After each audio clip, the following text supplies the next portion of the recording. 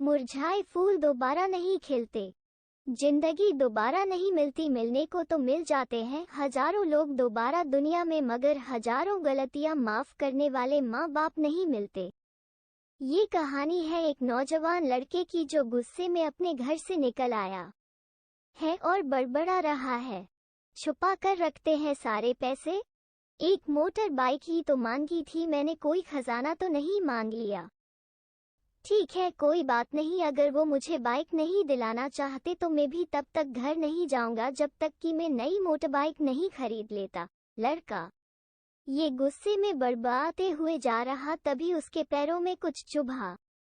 पैरों की तरफ देखा तब उसे रियलाइज हुआ कि वो हड़बड़ी में अपने बदले अपने पापा के जूते पहन कर आया।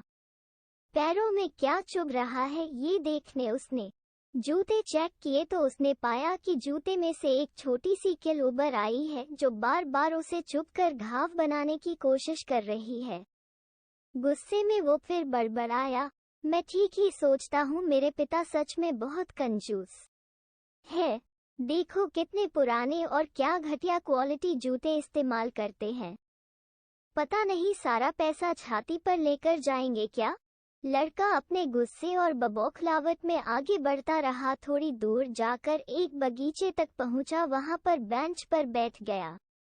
अचानक वहां पर उसे याद आया कि वो अपने साथ अपने पापा का वॉलेट भी उठा कर लाया था। उसने सोचा आज पता चलेगा पापा पैसे कहाँ छुपा कर रखते हैं। उसने अपने पापा का वॉलेट अपनी जेब से निकाला जो बहुत पुराना और फटा हुआ था। यह वही वॉलेट था जो पापा घर में किसी को छूने भी नहीं देते थे। जब लड़के ने अपने पापा का वॉलेट खोला तो उसमें महज 120 रुपए थे और अपनी फैमिली की फोटो और एक छोटी सी डायरी थी। डायरी को देखकर लड़के ने सोचा अच्छा तो इसमें छुपा कर रखे हैं सारे राज। इसी में लिखा होगा किससे कितने पैसे लेने हैं या किसको कितने पैसे दिए हैं। अब पता चलेगा कि पापा ने कहाँ कहाँ पैसे इन्वेस्ट कर रखे हैं। ऐसा सोच के लड़के ने जब उस छोटी सी डायरी का पहला पन्ना खोला तो उसमें लिखा था 40,000 रुपीज बेटे की पढ़ाई के लिए उधार। लड़का ये देखकर शॉक हो गया। उसने फिर दूसरा पन्ना खोला जिसमें लिखा था 50,000 उधार नया लैपटॉप बेटे के लिए। यह वही लैपटॉप था जो पापा ने 2 साल पहले ही अपने बेटे को दिया था क्योंकि वो कॉलेज जाने लगा था। लड़के को अब पता चला कि वो जो भी चीजें पापा से डिमांड करता तो पापा कहाँ से पैसे लाते थे। डायरी के इन 2 पन्नों ने ही लड़के का गुस्सा पूरी तरह शांत कर दिया और उसके मन को पश्चाताप से भर दिया। लड़का एक एक करके डायरी के पन्ने पलटता रहा और उसकी आंखों में आंसुओं की धार बहने लगी जो हर पन्ना पलटने के बाद बढ़ती ही गई। उसे पता चलता गया कि पापा ने अपनी फैमिली की जरूरतों को पूरा करने के लिए किस किस से कितना उधार लिया है। पन्ना पलटते पलटते लड़का पिछले दिन की डेट तक पहुंचा। पिछले दिन की तारीख वाले पन्ने पर लिखा था 50,000 बेटे की बाइक के लिए। इस पन्ने को पढ़ते ही बेटे को लगने लगा कि वो इस दुनिया का सबसे खराब बेटा है। लड़के ने जब डायरी का आखिरी पन्ना खोला तो उसमें लिखा था अच्छे जूते खरीदने हैं। हालांकि यह लाइन बेटे को समझ में नहीं आई, लेकिन वह अब जल्द से जल्द अपने बाप को मिलना चाहता था, इसलिए वो बेंच से उठा और अपने घर की ओर तेजी से चलने लगा।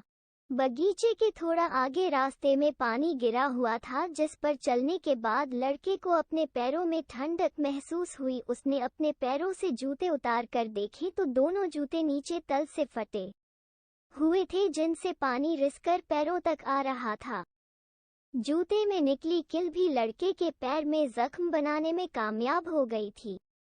अब बेटे को माँ की वो बातें याद आई जब माँ पापा से कहा करती थी अब तो नए जूते ले लो, कितने पुराने हो गए हैं। और पापा ये कहकर टाल दिया करते थे अभी तो लिए हैं, कुछ साल और चल जाएंगे। बेटे ने दोनों जूते उतार कर फेंक दिए और फूट फूट कर रोने लगा। लड़का बड़ी तेजी से अपने घर की तरफ दौड़ा, न जाने उसमें इतनी ताकत कहाँ से आ गई कि रास्ता बहुत लंबा होने के बावजूद वो थोड़ा भी नहीं थका और सीधे अपने घर ही जाकर रुका।